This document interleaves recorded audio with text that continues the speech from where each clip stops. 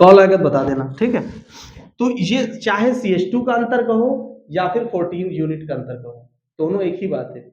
लेकिन कहां पर, इनमें थोड़ी होगा, क्रमागत सीरियल वाइज हो, जैसे C3 C4 के बीच में, इसी में नहीं, सब में ऐसा होगा।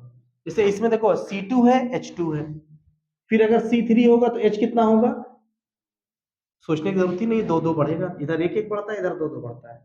3 दूना 6, 6 में 2 कम करो 4, फिर यहाँ C4 होगा तो H अपने आप 6 हो जाएगा, क्योंकि इधर 2 2 बढ़ता है। 4 दूना 8, 8 में 2 कम किए 6। अब इसका कितना होगा, 12 3 36, 4 40, उसको जोड़ने की जरूरत नहीं है, 54 ही आएगा, करके देख लो। क्यों, क्योंकि 14 का डिफरेंस है। 12 चौक 48, 48 और 6 54। अगला जो भी होगा 54 में कितना जोड़ना पड़ेगा, 14 और जोड़ना पड़ेगा, 58 तो 68 आएगा अगला वाला। कौन रहेगा, C5 रहेगा, तो H कितना हो जाएगा, 8 हो जाएगा। 12 पंजे 60, 60 8 68। बात समझ में आ रही है। तो ये एल्केन, एल्कीन, एल्काइन में जो डिफरेंस यहाँ पर है, पहला डिफरेंस बॉन्ड का है। कार्बन जब सिंगल बॉन्ड के साथ होगा, जैसे मान लीजिए ये 2 कार्बन है, या अभी हमारे पास एक CH मेथेन का फार्मूला है, इसको हम स्ट्रक्चर में कैसे दिखाएंगे, CH4, तो हाइड्रोजन 4 लगेगा ना इसमें। कितने हाइड्रोजन लग गए, 4 लग गए। अब उसके बाद अगर हम दूसरा कोई फार्मूला ले लें, जैसे हम एक इसमें का लेते हैं CH2, तो आपने अभी पढ़ा कि जब कार्बन एक होता है, उसको बैलेंस करने के लिए, उसकी वैलेंसी को सही करने के लिए कितने हाइड्रोजन की जरूरत है, यहां हमने क्या लिख दिया, 2 लिख दिया। कौन सा सही है दोनों में, दोनों सही है। According to alkane this is correct, and according to alkene ये भी करेक्ट है। तो ये बैलेंस कहां कर पा रहा है, इसके साथ हमने लिखा है कि 2 हाइड्रोजन लगेंगे, सिर्फ 2 ही हाइड्रोजन तो लगे हैं। इसका मतलब क्या है, ये दोनों डबल बॉन्ड से लगे हुए हैं, डबल बॉन्ड से लगे हैं तभी तो 4 होंगे। सर यहाँ पे आपने 5 तक दिया है, मैंने शायद 10th में 10 तक याद किया है। यार तुम 50 तक कर सकते हो, तो कार्बन है ना, जितना कार्बन बढ़ेगा उतना रहेगा। इसके आगे भी हेक्स, हेप्टा, ऑक्टा, पेंटा। ऑक्टोपस सुना है, एनिमल ऑक्टोपस सुने हो कि नहीं सुने हो? ऑक्टोपस का मतलब ही 8 होता है। ऑक्टोपस मतलब 8, वो अक्टूबर तो 10वां महीना है, वो अलग की बात है, लेकिन साइंटिफिकली ऑक्ट वर्ड का मतलब 8 होता है, इसीलिए ऑक्टोपस में 8 आर्म्स होती है। तो ऑक्टा, पेंटा के बाद आ गया ना हेप्टा, हेक्सा, उसमें भी तो दिया है, हेक्सागोनल मैथ में पढ़ा होगा, हेक्सा। ये 5 हमने 3 ही लिखते हैं, वो समझाने के लिए लिखा है, इतना समझो पहले। तो अगर यहाँ पे ट्रिपल बॉन्ड वाला आ जाता, जैसे मान के चलिए इसमें से कोई एग्जांपल ले ले, C2H2, 2 कार्बन है और 2 ही हाइड्रोजन है, ठीक है, तो जाहिर है कि इनके बीच में क्या है, ट्रिपल बॉन्ड है। तो इसको ये बॉन्ड का मतलब हाइड्रोजन है, समझ रहे हो, इसके पास कितने हाइड्रोजन है, तो एक कम है। इसके पास कितने हैं, तो इसके पास भी एक कम है। तो C2 और H2 दोनों कार्बन को बैलेंस कर रहे हैं, बात समझ रहे हो। लेकिन रियलिटी बीच में बॉन्ड कौन सा है, ट्रिपल बॉन्ड है, तभी तो 4 हुआ। यानी ये भी सही था, एक कार्बन को कितने हाइड्रोजन चाहिए, 4, एक कार्बन के कितने चाहिए, 4, तो यहाँ 4 कैसे है, क्योंकि इसके बीच में डबल बॉन्ड है, तो 2 वो भी हो गए। यहाँ पे जो है दो, एक को 4 चाहिए, 2 को 8 चाहिए, तो यहाँ 8 कैसे हो गए, 3 और 1 4, 3 और 1 4 8। तो आप कहेंगे ये तो दोनों के साथ है, ये तो कोवैलेंट बॉन्ड हुआ ना, सहसंयोजी बंध, जो दोनों के काम आ रहा है। बात समझ रहे हैं, इसका भी काम आ रहा है, उसके भी काम आ रहा है।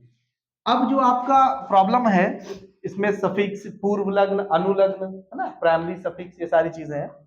और जैसे हमने बताया कि उसमें जो स्ट्रक्चर आया था फिटिंग अप रिएक्शन में, वुड्स अप फिटिंग रिएक्शन में ना, मान लीजिए क्लोरोबेंजीन की ही रिएक्शन है, जैसे क्लोरोबेंजीन का एक रिएक्शन था ना, उसमें शुष्क ईथर के साथ HNO3, नाइट्रिक एसिड भी है। तो इसके लिए पहले आपको स्ट्रक्चर देखने पड़ेंगे ना, उसमें स्ट्रक्चर दिए हुए हैं, कौन कौन से स्ट्रक्चर हैं, वरना इसी की जगह पे फार्मूला बेस हो जाता है C6H6। ये क्या है, ये बेंजीन का फार्मूला है, चाहे ये बेंजीन का फार्मूला समझिए या समझिए, ठीक है। ये बेंजीन की स्ट्रक्चर है, इसमें भी जैसे 1 2 3 4 5 6 इसको बना सकते हैं, हाइड्रोजन है, हाइड्रोजन है, हाइड्रोजन है, ठीक। तो कार्बन के 6 मॉलिक्यूल्स हैं, हाइड्रोजन के भी 6 मॉलिक्यूल्स हैं, उसी को हम क्या कह रहे हैं, उसी को हम बेंजीन कह रहे हैं, ठीक है।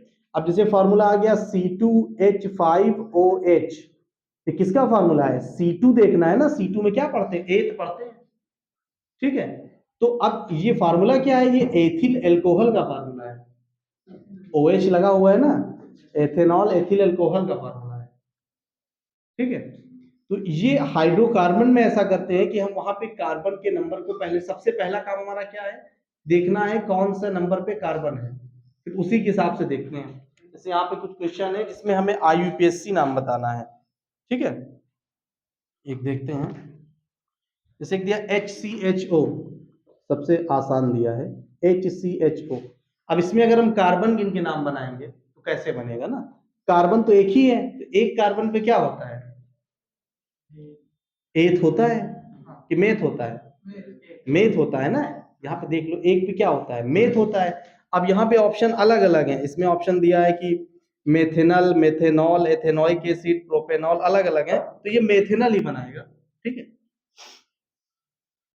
कार्बन एक होगा तो क्या होगा, मेथ होगा ना, और OH जब होता है तो ऑल बनता है, OL ऑल, मेथेनॉल या मेथेनल। तो सर इसको इरेज करते हैं, हाँ सर। एक, अब इसमें गिनने की क्या जरूरत है, 4 होना चाहिए बस,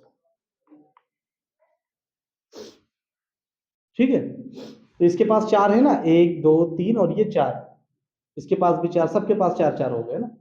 अब इसमें क्वेश्चन ये है कि निम्नलिखित यौगिक का IUPAC नाम बताइए। तो IUPAC नाम के लिए हमें सबसे पहले क्या देखना होता है, नंबर ऑफ कार्बन, सबसे पहला काम यही है, कार्बन की संख्या, कितने कार्बन है इसमें, 3 है, 3 कार्बन है तो हमारा आंसर इसमें से होगा, ठीक है, प्रोप, ठीक। अब यहाँ पे हमें ये ध्यान देना है कि प्रोप तो हो गया, लेकिन अब ये प्रोपेन है कि प्रोपीन है, क्या ना, मतलब एल्केन है कि एल्कीन है कि एल्काइन है, तो या तो ये एन जुड़ेगा तो हो जाएगा प्रोपेन या प्रोपीन या प्रोपाइन।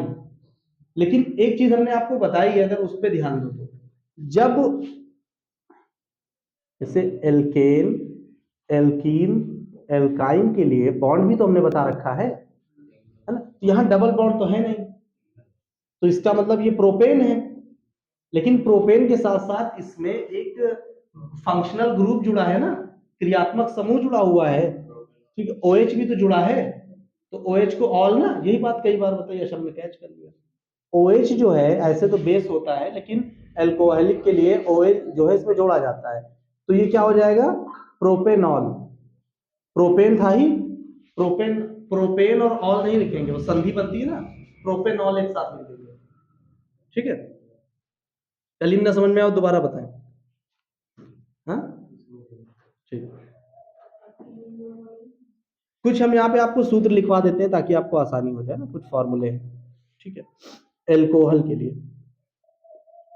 उसको नोट कर लेना जो हम लिखने जा रहे हैं, ठीक है। एल्कोहल जो होगा वो जुड़ा होगा OH से, अगर OH से जुड़ा है तो उसके नाम में आप क्या लिखेंगे, हाँ एल्कोहल रहेगा, मतलब वो मेथेनॉल, प्रोपेनॉल, यानी एल्कोहलिक होगा। तो जैसे आप इसको प्रोपेन एल्कोहल लिख देते तो ना सही लगता है ना, एथिल एल्कोहल या एथेनॉल एक ही चीज है, नहीं समझो, अलग अलग है, चाहे एथिल एल्कोहल कहो और चाहे एथेनॉल कहो, आप समझ गए कि नॉल की जगह एल्कोहल कहते हैं, तो इसको हम कह सकते थे प्रोपेन एल्कोहल, लेकिन नाम उतना एग्जैक्ट ना सही आता ना, इसीलिए हमने क्या कहा इसको, प्रोपेनॉल।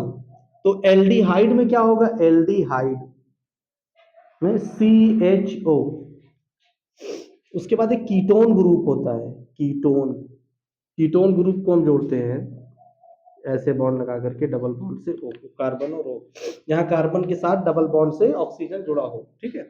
और एक कार्बोक्सिलिक होता है, कार्बोक्सिलिक एसिड होता है ऐसा, कार्बोक्सिलिक को COOH के साथ, इतना नोट कर लीजिए, ये कंपलसरी है।